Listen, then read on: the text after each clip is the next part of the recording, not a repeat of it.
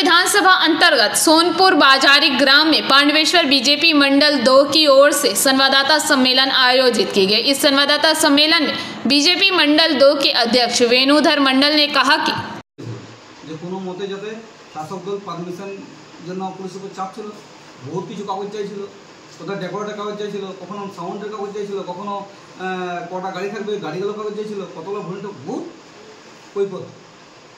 Last আমরা বাধ্য হলাম হাইকোর্টে যেতে। কত তারিখে সমাবেশটা আছে আপনাদের?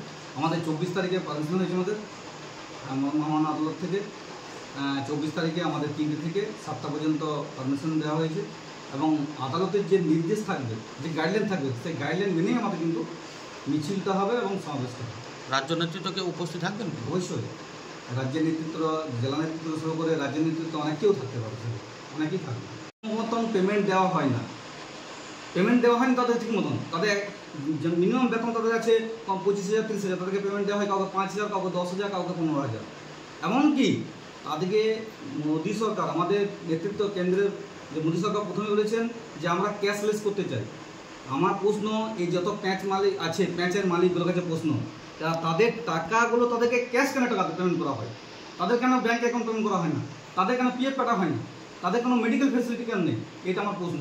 আর শ্রমিকের জন্যই আমাদের সেদিনে 1 তারিখে 1 মে শ্রমিক দিবস হিসেবে আমরা এটা পালন করতাম। আজকে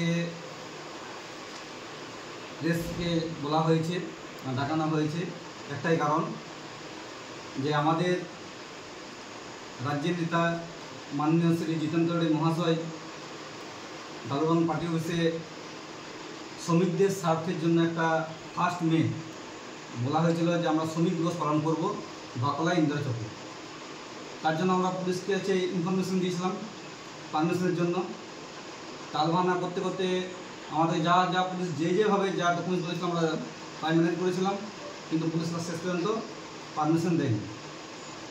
তার জন্য বাধ্য হয়ে আমাদেরকে হাইকোর্ট যেতে বাধ্য হয়েছিল।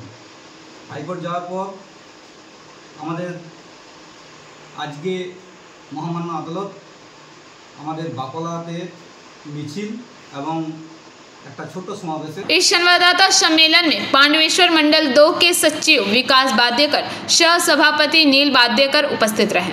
पांडवेश्वर से मंथन पासवान की रिपोर्ट, पीवीटीवी न्यूज़।